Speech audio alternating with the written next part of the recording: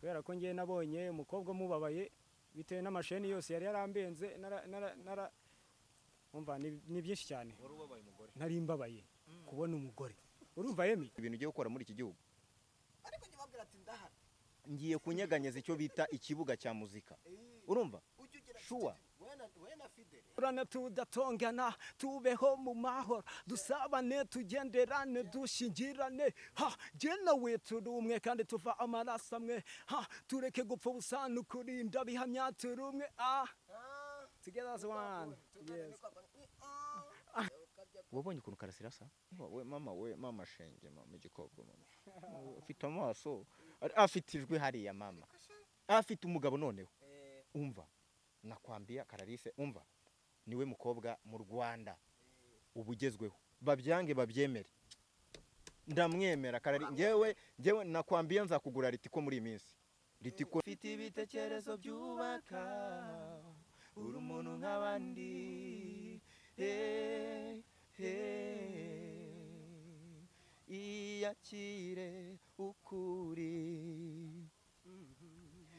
iyakire ukuri wiyumve mu bumuntu wiha agaciro kawe ureka bavuga bavuye Uwiteka azakurwanirira uri umuntu nk'abandi ufite ibitekerezo byubaka uri umuntu nk'abandi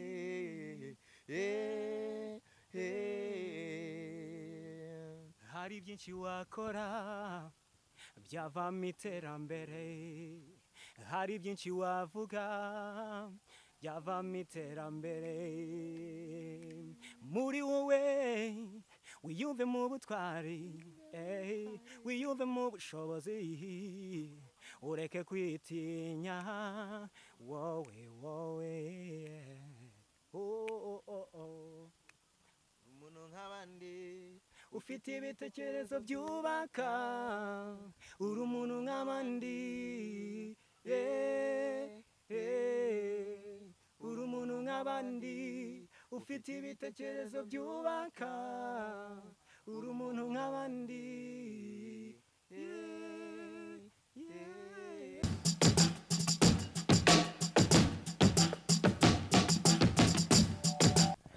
yewe nizere ko gahunda zimeze neza kandi nizere ko ubuzima bukomeje kuba bugenda neza. Hano rero imbere yanjye ndi kumwe n'abantu ndi kumwe n'impanga ebyiri, ndi kumwe na Fidele, ndi kumwe na Patrick urakaye wirakara sibyo? turakurikirana murashondana nese uko tutari inkoko Fidele oui bimeze bite ewana fresh ariko ndashaka kukumva ejo nguhamagara wankubitiye akapera ubu wena nuzi butuje kujya muri competition mbere yuko mwibwirana cyangwa mumwibwira abantu tujye oya utangiye gusuna nta competition njyamo uremera kare garamfurere nta competition njyamo urabyemera ni garamfurere si garamfurere ntayo njyamo Fidele banza umurasire twagiye ntago ari competition ariko ntago ari competition uyu ni umuvandimwe hanyuma reka ndirimbe nimekuona babu umenitendea neema Mungu wangu yo nimekuona babu umenitendea neema Mungu wangu ye wastahili sifa duniani na mbinguni wastahili sifa duniani na mbinguni nimekuona babu umenitendea neema Mungu wangu ye nimekuona babu umenitendea neema Mungu wangu yo wastahili sifa duniani na mbinguni wastahili sifa duniani na mbinguni mbabarira nukuri kuri manu usigaye ukabye umva hari indirimbo yo mu gitabo ivuga ngo nyuzwe n'ubucuti bwo mu ijuru ubu nanjye nsigaye reka nanjye naririmba avuga ngo nyuzwe n'umuziki nikoreye nyuzwe n'umuziki nanjye ariko na Yesu aranyuze niwe wa mbere ariko uramubona Fidele rero nagize ngo nagasakoshi curanga twumve biravuga se gira twumve ushatse kunteza curanga nyine atari imwe wenda uzimye twebwe shamba baramwana ubwo usanze ifite nk'akabazo wabigira oya ataho rimwe twebwe ati kutazagira ngo ngendana ibintu byabo ubwo bagira batya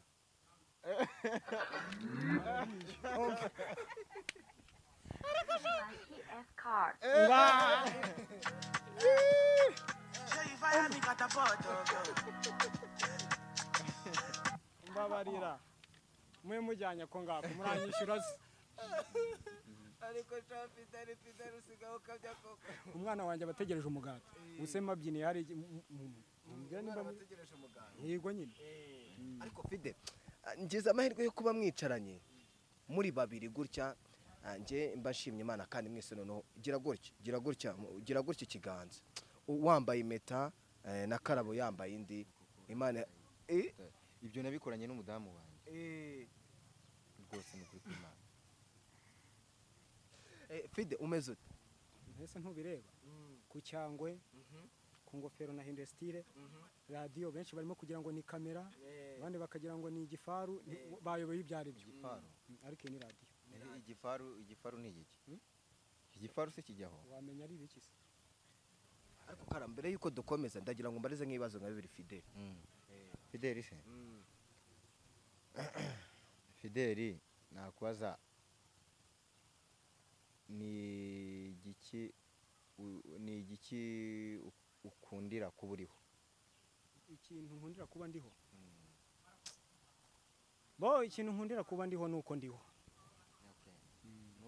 nuko ndiho ikibazo hari abantu benshi babayeho ariko bariho nk'abatariho yewe ndiho oya ibyo ndabyumva kuba uriho ndabyumva ahubwo ni igiki ukundira kuba uriho hano hari abantu benshi baba badukurikiye bashaka kumva iyo filozofi irimo aho ngaho nkundira kuba ndiho rero icyambere ngewe nabivuze cyane ubwo renda ariko nce mu nzira zirambuye icyambere nuko mpumeka ikindi nshimira Imana nuko ikindi nkundira kuba ndiho nuko mbona hari ibyo nkora nkabona birakunze bikunzwe n'abantu ikindi wenda nakubaza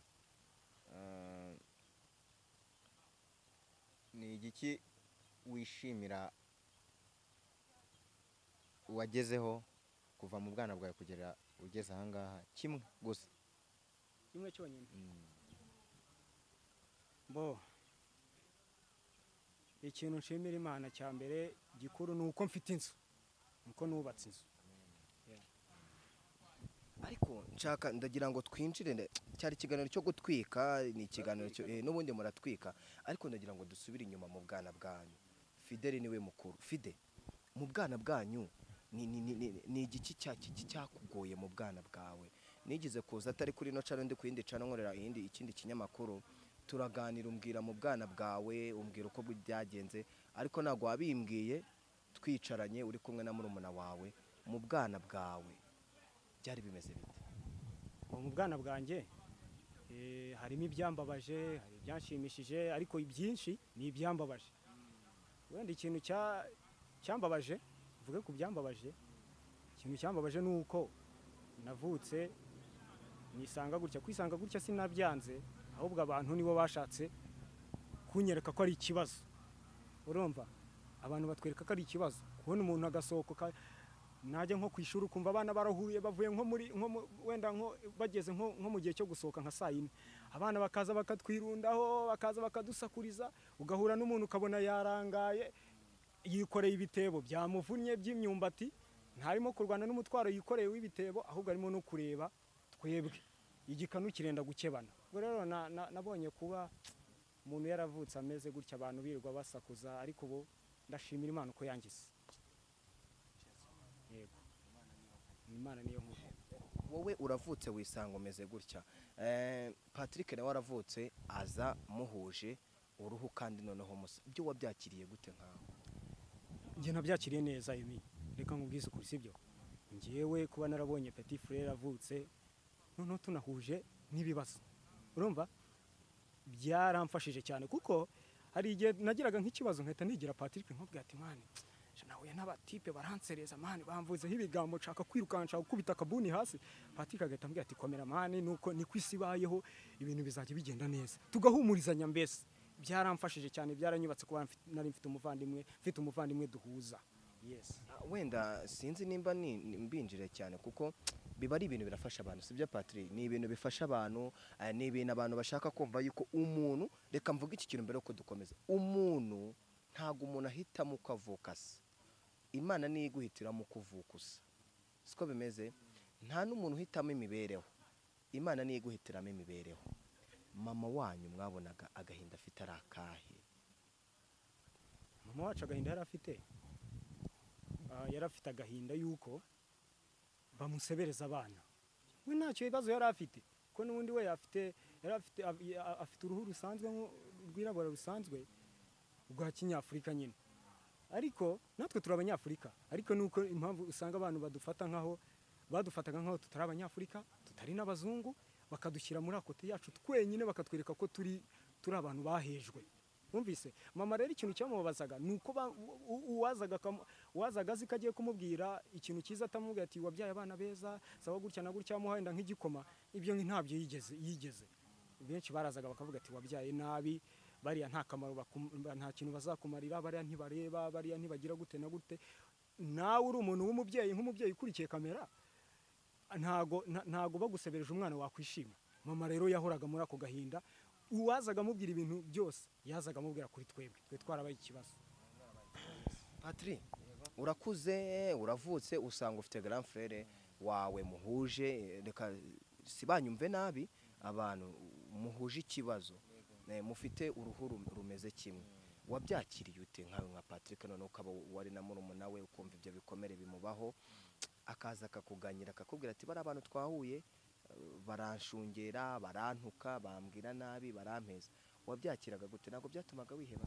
Byatumaga niheba, kuko buriya ngiye mu kugira iki kibazo cy'ubumuga bw'uruhu, buriya nkeka kandi nanjye byagizeho impact mbi cyane, kuko ngiye nabihaga umwanya wo kubitekerezaho,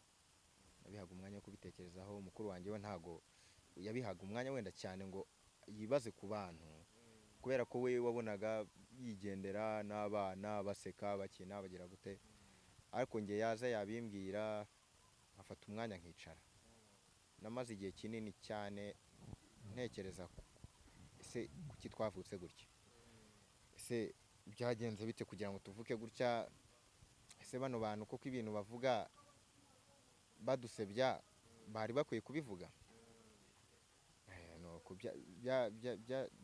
Byanteraga ikibazo cyane, nabyibazagaho cyane, ariko ubu twarahagurutse nyine kugira ngo n'icyo kibazo twagiraga bitewe n'abantu batuvuga nabi tukirandure kigende. Turashaka nyine kugaragaza impinduka muri sosiyete, impinduka nziza z'uko dushoboye, kugira ngo bicike nyine.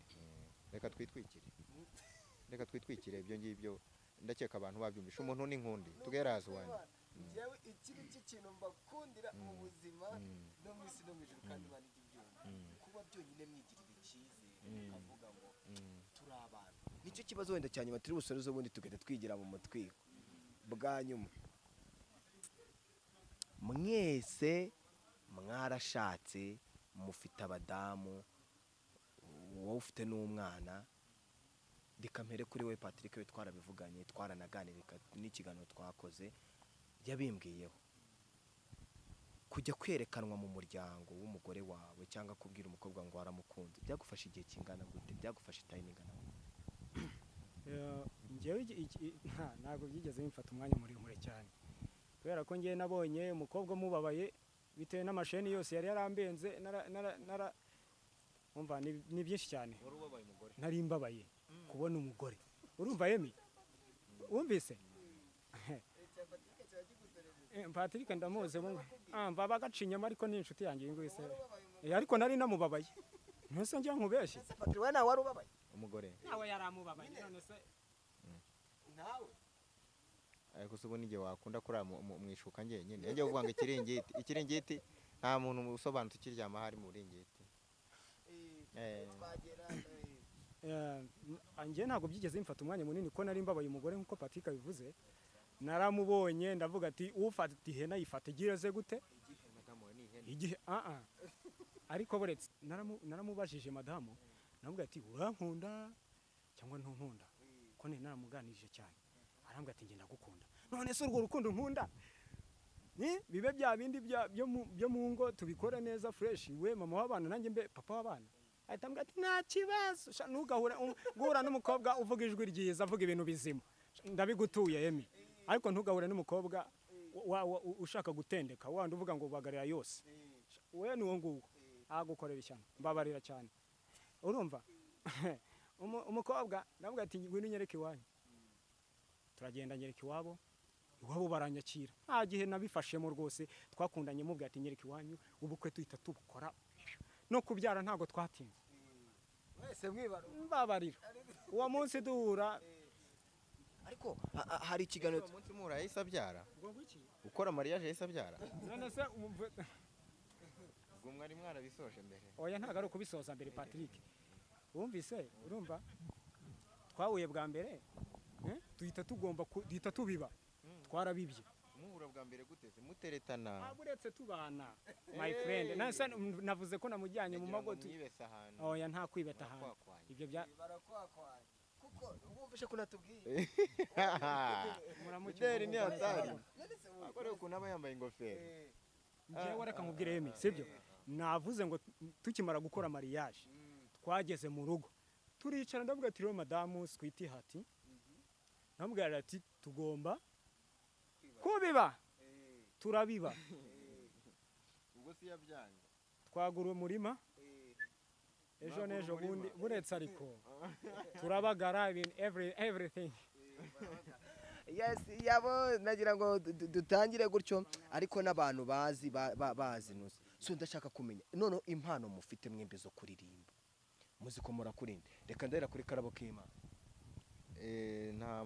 bo ni usubona gusubiza ngo impano dufite nyene ni karemano ako so nta karirimbo mwese muzi muhuriyeho ndagira ngo muhuriyeho umwe arashyiramo ijwi rye twaririmbanye se wenda kuvuga ngo iri kuri album yanjye cyangwa ya Fidele hariyo mufite mwaririmbanye bo ntago yazaga kumpa Karabo nanjye nkamuha Karabo ariko n'indirimbo nyine zigiye ziri ku macano ya buri muntu iyanjye ubwo nyine iri kuri channel yanjye ya Karabo k'Imana TV nacyo mwakoranye ko bagende banakore subscribe iyo mwakoranye Karabo buri muntu ashyiremo akajwi ijwi ryiwe ubundi twumva okay uri umuntu nk'abandi ufite ibitekerezo byubaka uri umuntu nk'abandi uri umuntu nk'abandi ufite ibitekerezo byubaka uri umuntu nk'abandi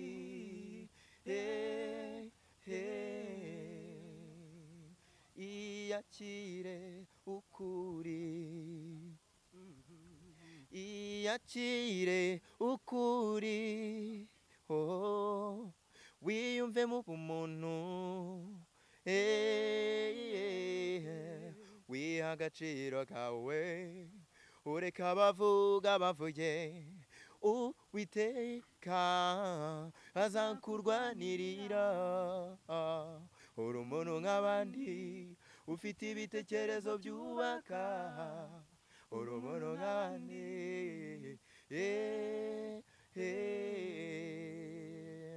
hari byinshi wakora byavamo iterambere hari byinshi wavuga byavamo iterambere muri wowe wiyumve mu butwari wiyumve mu bushobozi ureke kwitinya wowe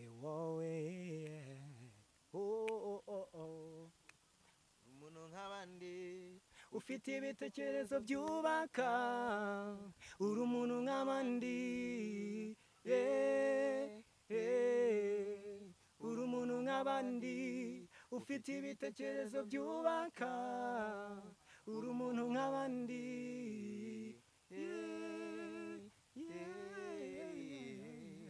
niya Patrick iyawe muhuriyemo yanjye nayo irahari amasezerano ya ntawahagarika amasezerano Imana yo mu ijoro yagusezeranije komera kwibanga ubihorere abo ni babandi batazi yuko Imana ikora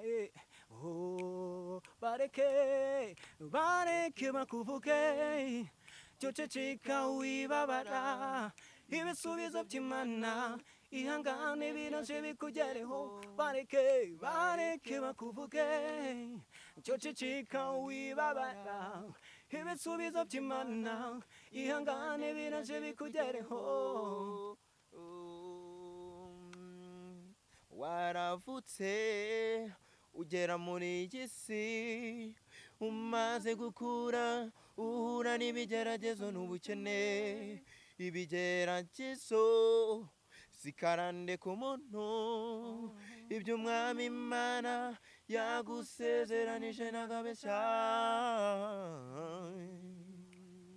bareke bakuvuge ceceka wibabara ibisubizo by'Imana ihangane biraje bikugereho bareke bakuvuge ceceka wibabara ibisubizo by'Imana ihangane biraje bikugereho.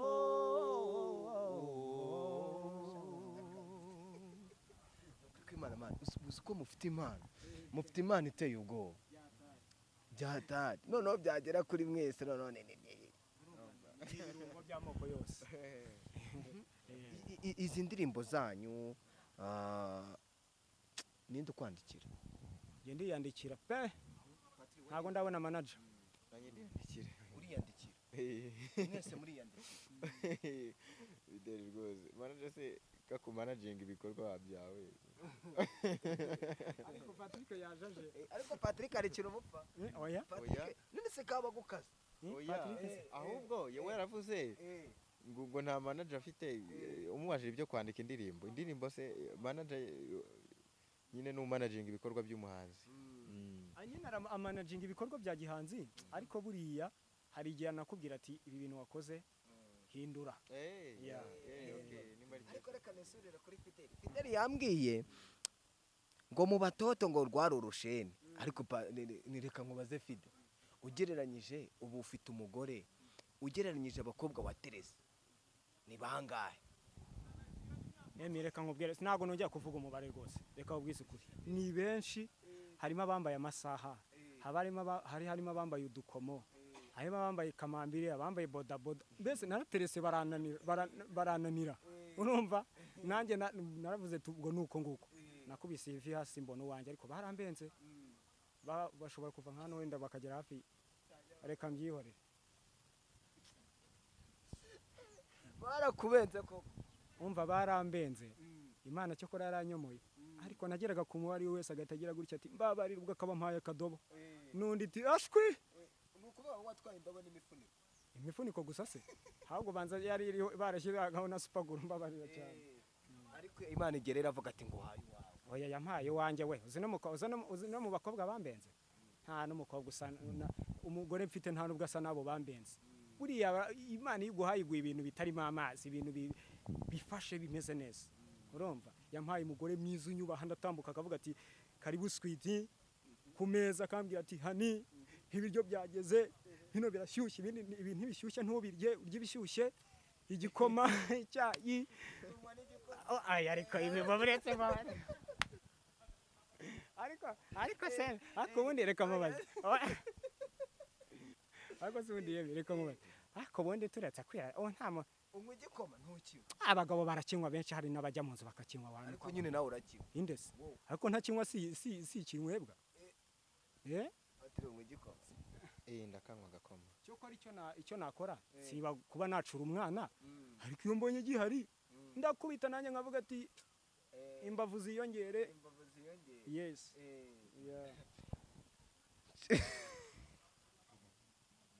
rero ngewe ndabareba mukanshaka gutyo wababona gutya nyine yagira ngo muri impanga wowe ufite umusatsi w'umukara uyu nguyu afite uw'umweru gutya niho mutandukanira ubundi muri impanga reka nkubwire Patrick yitwa Karabo k'Imana nanjye impamvu nabikoze nagira ngo nshyigikire izina rya Patrick twagira ngo twuzuze uturabo tubajye bavuga ati babana koko ni n'uturabo twagira ngo abantu banabimenye neza wumvise twashaka kugira ngo ibintu bigende bimera fresh ako tugira ngo utubwire buriya Patrick nawe araza kutubwira Patrick n'utuye dukosa umuziho kera mu bwana nakega kosa gukoreye kavuga cyane Patrick kabisa nta wundi Patrick se uvugisha ukuri ikosa akatega wazize tubara nk'ikosa cyo cyaho yakoze kikagutanga mbo aho ngaho wenda tukiri abana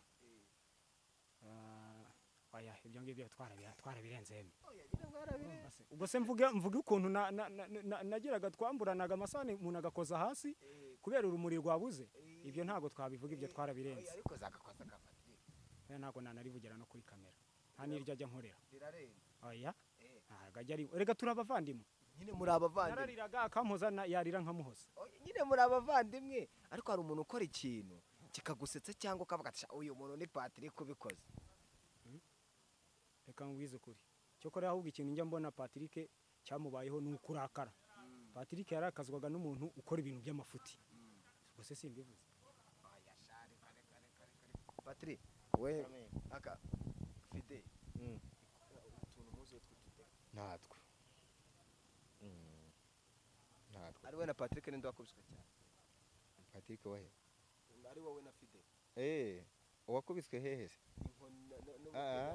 oya gukubitwa rero abana barakosa bagakubitwa nyine ari wowe nawe nda wari inkoni nyinshi nta wigeze arya inkoni uwazikubise gukubitwa nibyo nageze uvuze ngo wari inkoni nta muzi ugira inkoni ntacyo mbwira okay naje ariko uranshaka iki Fidele we na Patrick ninde wakubiswe inkoni nyinshi ubwo nyine niba naranakosaga ngiye Patrick agakosa ntabwo nemeraga ko bankubita ngiye nyine ntabwiraga mama nkavuga ati ushaka kunkubita nkubitana Patrick twese turavukana urumva nawe yakosa akahamagara mama ati dukubitane byose birangire twese tukaririra rimwe tukajya munsi y'urugo tugahozanya ngo Patrick yanganye mwana nanjye bankubise nubwo ari ngiye wakoze ikosa ariko ntabwo nzongera nawe gutya na gutya ariko ibintu bikagera neza nguko twe twibereyeho ubuzima noneho bumeze bote nyuma yuko mwisobanukiwe ko namwe muri abantu nk'abandi ubuzima bumeze neza ubundi icyari cyaratugoye mbere na mbere tukiri batoya ni ukwiyakira ariko aho tumaze kugira ubwenge twariyakiriye twumva ko natwe dushoboye turi abantu nk'abandi twumva ko umuntu atari isura twumva ko umuntu atari ubugufi cy'uburebure twumva ko umuntu ari ibitekerezo kubana neza n'abantu amahoro yes twariyakiriye rero niyo mpamvu dukataje mu bikorwa muzajya mubona turi ku ma YouTube tuvuga ibintu byiza dukora ibintu bidasanzwe ejo bundi mubibone twakoranye Karabo n'abahanzi b'ibyamamare bakomeye cyane twariyakiriye yewe se ntibenshi ngiye kuvuga umuhanzi nemera cyo kora reka mbwire bose ndabemera urumva ariko uzamba barengewe unyihurize n'umuhanzi witwa Tom Close aya ntago ari we nkunda wenyine ariko gusa nuko numva ku mutima wanjye nshaka guhura na Tom Close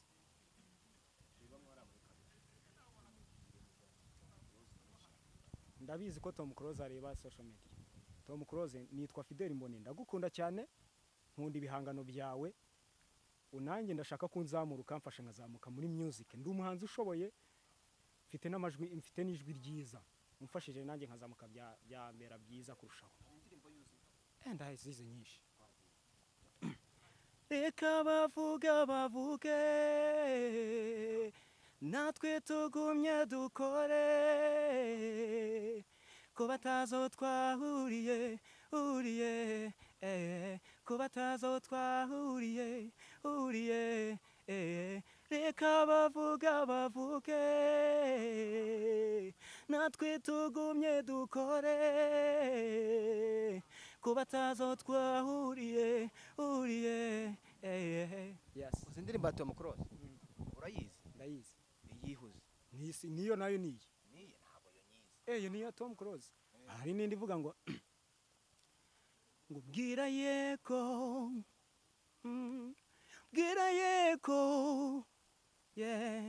bwira yeko umutima ubone gutuza naratekereje dore iminsi ibaye myinshi mu mutima nuko nguko ni byinshi. Patrick na Fidele. Fide, reka njye kuri Patrick. Akose Patrick, none uko usigaye utuje cyane, nuko wabaye umupapa. nuko nabaye umupapa kandi hari byinshi nshaka gukora. Mfite byinshi muri ngewe nshaka gukora, ariko ndahari kandi nta kibazo mfite. Ndashimira Imana.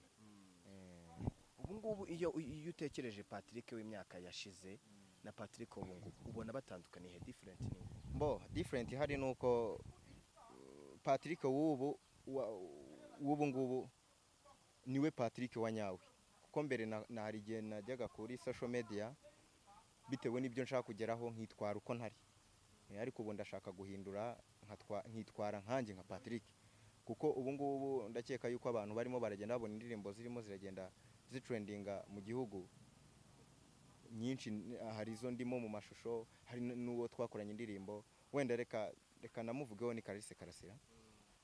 Urumva hari n'abandi barimo baragenda bambwira ko dushobora gukorana muri iyi minsi. Urumva rero ntago ibyo kuvuga ngo kumenyekana ngo wenda ngo ndagira uko mbigenza kuri YouTube menyekane ari byo nyirimo gukora wenda ngo ntagetinga, ahubwo icyo ndimo ndatagetinga nuko ijambo ryose rimva mu kanwa riba hari abantu bibufashe, kuko urumva mfite noneho public cyangwa se public yatangiye kundeba, abantu benshi barengeje abandebaga. Niyo mpamvu rero natangiye kuba Patrick nyine nkanjye, kuko ntago ndimo kuba role model w'abantu batandukanye.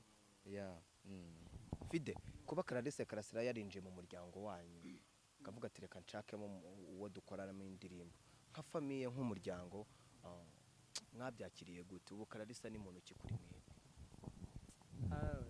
Njye namushyira mu rwego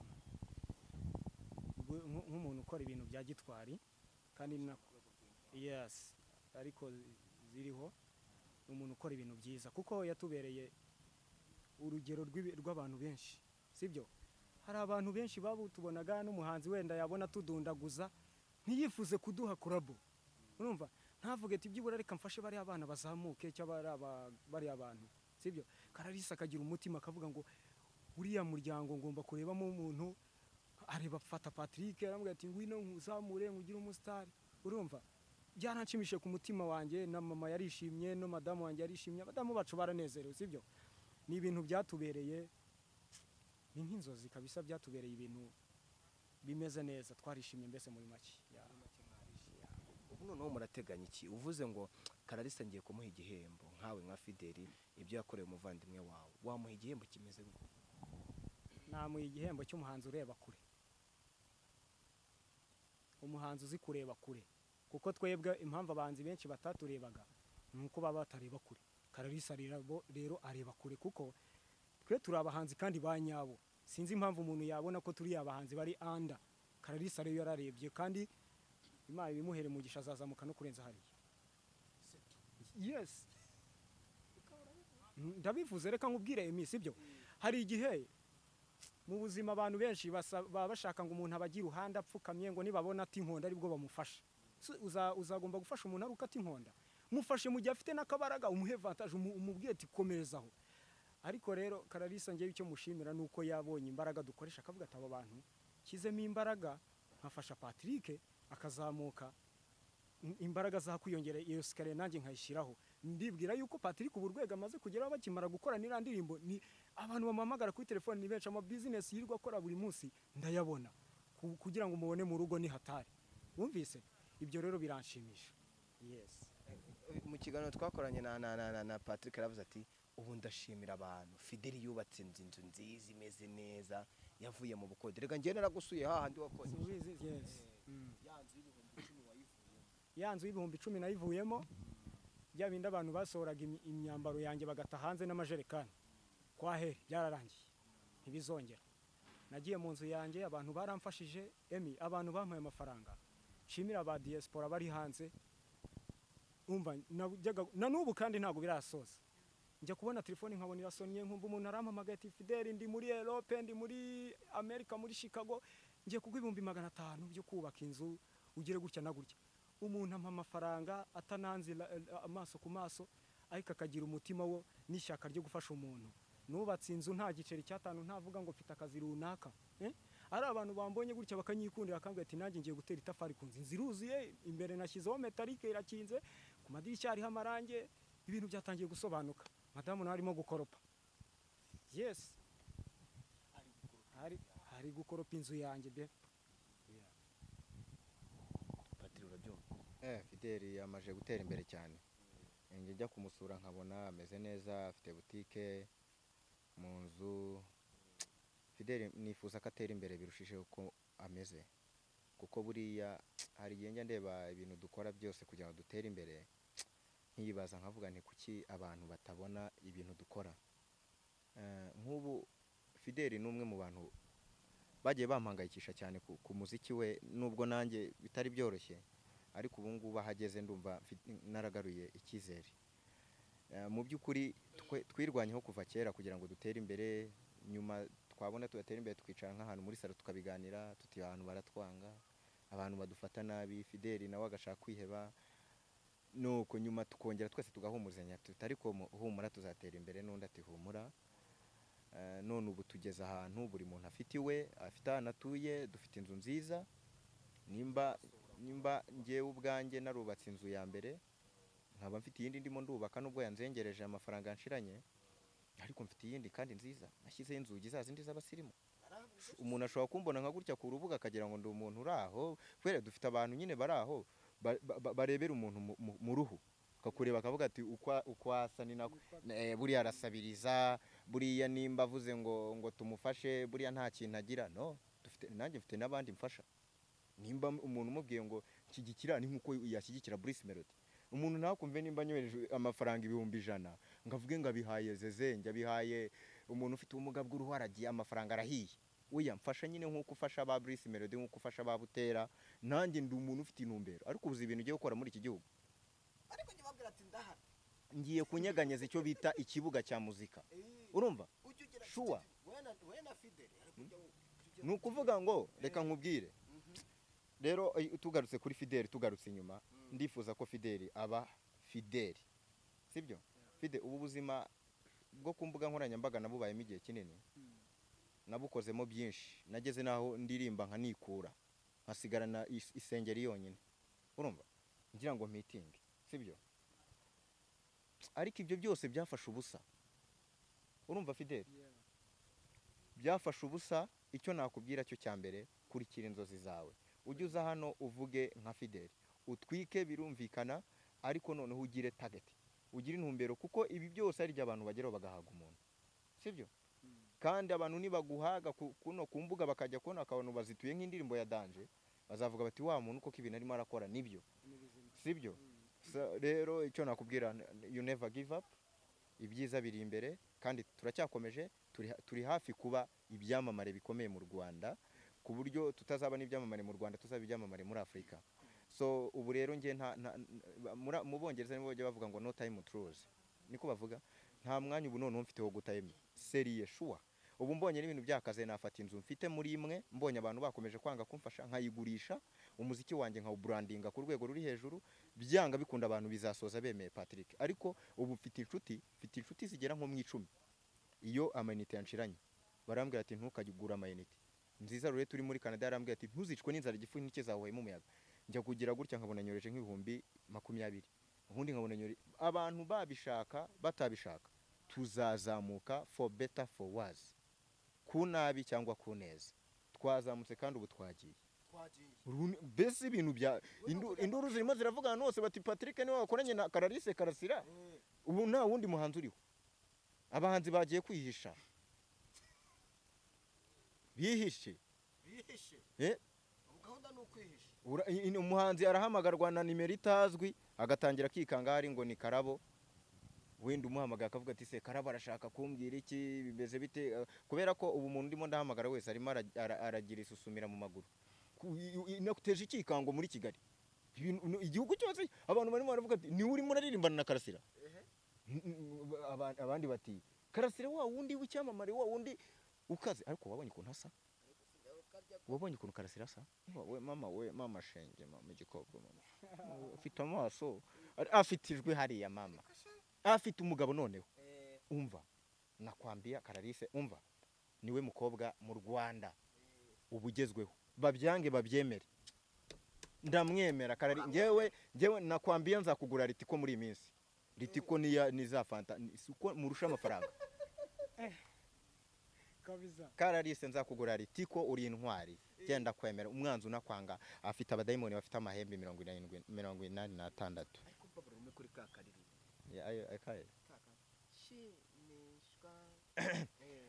okay iravuga ngo chimishwa no kubona tujyana tutitaye kubidutanya inzozi zacu n'ubushobozi bwacu tururu muri kubandi mbonura Karabo keza Imana yishyiriye kwisi urumagisha wa benshi kwisi nayirwe gukomera hari disco Michael Jackson aririmbaga na Meddy sinshaka ko ducyane ariko Meddy aracyaba mu Rwanda ngo sinshaka ko ducyane aho bwegera hene Meddy respect for you I like your music ubu Fidele nawe twitege mu minsi iri imbere baraza dukubita ibintu bya Fidele se ko yaje ubona atari mu gakino kose reka mbabwire abantu munyitege kabisa munyitege ariko se we ntunareba ibyo wihera ijisho ku biganiro ndimo gukora ku ma social media ndaje nkora gashya urumva muri music kuri dance ndiho ndashoboye ku muhogo ndashoboye kuri piano gucuranga ndi number 1 mu bacuranzi ahera kuri piano senti niyo nzi urumva kuririmba ndabizi hanyuma rero ngewe mubwire ati turagusapotinga nge mu supportinge murebe ibikorwa kandi ndashoboye pe yes ndashoboye nge ndashoboye ngewe Fidele ndashoboye nkeneye support yawe bagati ndashoboye utukubitamo n'akantu okay reka mbaririmbira akaririmbo nahimbye kubukwe kari no kuri channel yanjye yitwa FTV Rwanda wandika fa itagira inyajwi nata itagira inyajwi nava ubwo ni FTV ugasiga kanyu kandika Rwanda nkorera subscribe share and comment kandi Imana iragumugisha so reka ndirimbe iyo ndirimbo naririmbye y'umukunzi nayiririmbiye madamu amarira araza yes mukunzi wanje rubavu rwanjye mawe ni mana usana bike ni wowe ntaburaga ndashima Imana yemeye kumuza nawe ikamera yuko twambikana impeta adora umunsi mwiza w'ibyishimo n'umunezero ndumva ntazi kuntu hari igihe abantu twicara tukumva ko ibintu bidashoboka ariko uyu mwaka ni umwaka wanyu man uyu mwaka ni umwaka wanyu kandi ndabibabwiye ntabwo mfite ibintu byinshi byo kubaha cyangwa yawe TV ntabwo dufite ariko turabasezeranya ko tuzabasapotinga mu kintu cyose gishoboka kugira ngo namwe nyine nanjye mwaramfashije buriya sinaje ahantu se hahandi ari tukama umuce sinaje se nagusanze mu majyepfo ahantu muri yanzu wabagamo cyane buriya nawe wankoreye ikintu cyiza byaranshimishije ariko uzi kugira ngo mbone umunyamakuru yantunze mikoro iyi mikoro yo nabonye umuntu ayintunze akambwira ati Fidele nje kugusura ari nk'umunyamakuru ndishima nkumva ni sawa nkuko urimo kudutunga mikoro byanshimishije kuko iyi mikoro nayigiyeho Imana intungiraho umugisha ijwi ryanjye risohotsemo n'abantu bandeba bikampesha umugisha sibyo niyo mpamvu ntagomba gupfusha microphone busa ngomba kuvuga ibintu nyabyo pana gupfunyikira abantu nkavuga ibintu biriho nibizaba ejo warandapiye ndashaka ko nkubita hip hop noneho ashobora kubise hip hop ndayumva ahubwo hari indirimba tuvuga ku burenganzira bwa muntu nayisohoye ejo bundi reka ndirimba agatero kamwe none nsimbuke nge ku kanyuma kariho hip hop sibyo ese ko mbona abantu dupfa ubusa tukanganira ubundi kandi twararemwe n'Imana imwe rwose ntitugapfe ubusa njye nawe turi umwe twaremwe n'Imana imwe turi umwe duturane tudatongana tubeho mu mahoro dusabane tugenderane dushingirane njye nawe turi umwe kandi tuva amaraso amwe tureke gupfa ubusa n'ukurinda bihamya turi umwe together as one yes kabisa noneho kugira ngo gahunda zigende neza hari akandi karirimbo muhuriyeho muri babiri turete dusoza kugira ngo n'abaturage bajye kuri Menya Nibi TV bakande subscribe kugira ngo ubuzima bubashe kugenda neza. Ni filimi y'abanyarwanda batuye muri Europe, iri mu rurimi rw'ikinyarwanda ariko ifite translation y'igifaransa. Jyaho kuri Menya Nibi TV ukande subscribe ubundi bakandire na comment ubundi ubuzima bubashe kugenda neza. Ujye kuri Karabo K'Imana TV, Akarabo K'Imana TV ukande subscribe ubundi ubuzima bugende neza. Ujye kuri FTV Rwanda ukande subscribe ubundi urabashyigikiye Fidele. Ubwo iyo F ivuze Fidele. Niko bimeze. Ariko gahunda ni iyo ngiyo. Noneho ka karirimbo muhuriyeho muri babiri ubundi ubuzima bugende neza noneho dutandukane neza. Ubundi mu kanya tujye muri show. Patrick reka turirimba indirimbo ivuga ngo bazumirwa nawe warayiziho iri kuri channel yanjye yitwa Akarabo K'Imana TV. Mbasabe mugende munakoreho subscribe munakoresha munajye kuri channel ya Kararize Karasira murebe iriya ndirimbo nshyashya. Ni indirimbo nziza imaze iminsi 3 imaje kurebwa n'abantu 100,000. Urumva ni ibintu byiza cyane. So reka turirimba iyo yitwa bazumirwa. Iravuga ngo hari igihe uhura n'ibibazo ibigeragezo nabyo bikabamo byinshi bagategereza yuko byaguhitana ujye ubabwira uti mfite ishobora byose niba kubona bamwe bazumirwa niba kubona bamwe bazatangara bazavuga bati dore ya mana yabo cyo nimundorere dore ukwibahinduye ukuri kose ushobora guhinduka kuko na Yobu yarahinduriwe yamuhinduye na nubira cyariho wigira ubwoba uzaba mushya niba kubona bamwe bazumirwa niba kubona bamwe bazatangara bazavuga bati dore ya mana yabo cyo nimundorere dore ukwibahinduye amarira wari zugiye kuyahozwa abakuvuze bose bakorwe n'isoni ihangane tuza Imana nta jambo ivuga ngo rihere. That is it.